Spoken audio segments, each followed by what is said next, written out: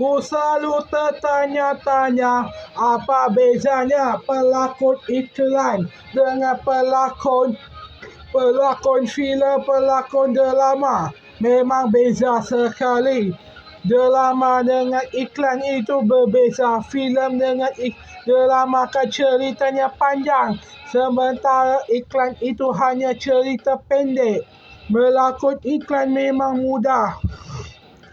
Memang bukan mudah nak berlakon, kecuali dalam iklan sahaja. Lari-lari nak buat iklan bukan senang. Apalagi jual fashion, jual gitulah, ginilah. Kok dari gaji pun susah, ini nak bayar pula pelakon.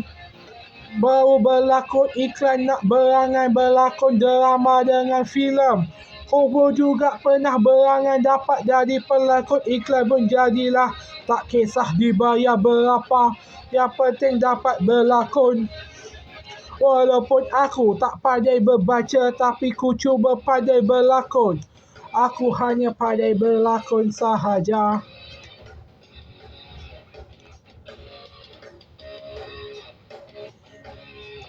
Macam gitulah.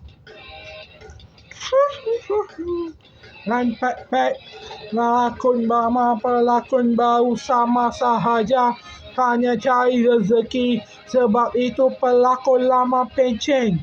Mereka pencen walaupun dah kaya tetap berlakon kerana nak beri hiburan pada generasi lama. Pelakon lama kadang-kadang berlakon semula, kadang-kadang putus duit juga. Bukan senang mahu cari kerja. Apatahlah di zaman sekarang, memang susah cari kerja. Ada media sosial pun belum tentu. Goodbye.